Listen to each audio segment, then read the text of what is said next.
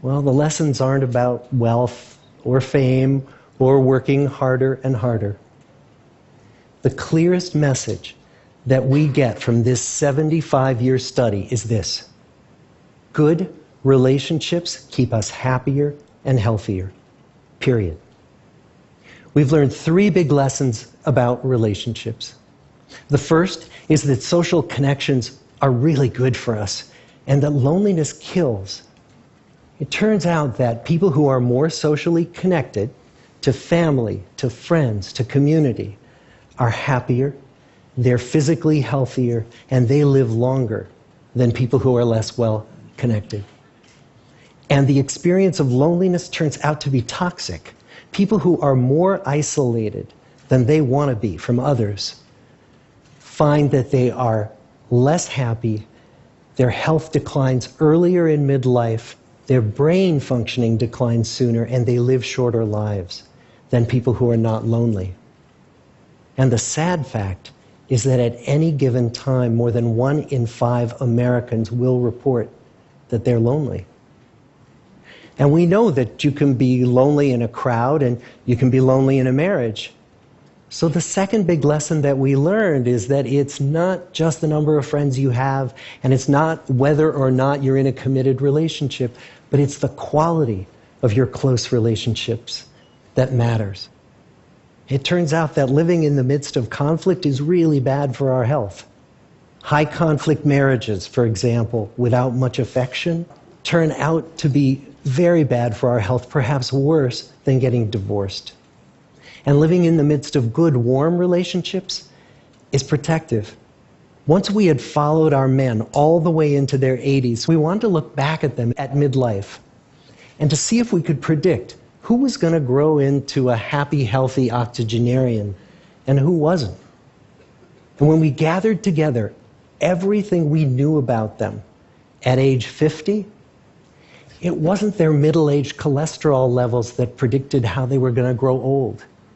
It was how satisfied they were in their relationships. The people who were the most satisfied in their relationships at age 50 were the healthiest at age 80. And good, close relationships seem to buffer us from some of the slings and arrows of getting old. Our most happily partnered men and women reported in their 80s that on the days when they had more physical pain, their moods stayed just as happy. But the people who were in unhappy relationships, on the days when they reported more physical pain, it was magnified by more emotional pain. And the third big lesson that we learn about relationships and our health is that good relationships don't just protect our bodies, they protect our brains. It turns out that being in a securely attached relationship to another person in your 80s is protective. That the people who are in relationships where they really feel they can count on the other person in times of need, those people's memories stay sharper longer. And the people in relationships where they feel they really can't count on the other one, those are the people who experience earlier memory decline. And those good relationships, they don't have to be smooth all the time. Some of our octogenarian couples could bicker with each other day in and day out. But as long as they felt that they could really count on the other when the going got tough, those arguments didn't take a toll on their memories.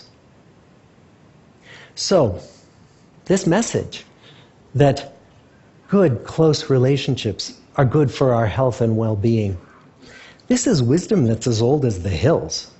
Why is this so hard to get and so easy to ignore? Well, we're human. What we'd really like is a quick fix, something we can get that'll make our lives good and keep them that way. Relationships are messy and they're complicated, and the hard work of tending to family and friends, that's not sexy or glamorous. It's also lifelong. It never ends. The people in our 75-year study who were the happiest in retirement were the people who had actively worked to replace workmates with new playmates. Just like the millennials in that recent survey, many of our men, when they were starting out as young adults, really believed that fame and wealth and high achievement were what they needed to go after to have a good life. But over and over these 75 years, our study has shown that the people who fared the best were the people who leaned into relationships with family, with friends, with community. So what about you? Let's say you're 25, or you're 40, or you're 60. What might leaning into relationships even look like? Well, the possibilities are practically endless. It might be something as simple as replacing screen time with people time, or livening up a stale relationship by doing something new together, long walks or date nights, or reaching out to that family member who you haven't spoken to in years, because those all too common family feuds take a terrible toll on the people who hold the grudges. I'd like to close with a quote from Mark Twain. More than a century ago, he was looking back on his life, and he wrote this: "There isn't time, so brief is life, for bickerings, apologies, heartburnings, callings to account. There is only time for loving, and but an instant, so to speak, for that." The good life is built with good relationships. Thank you.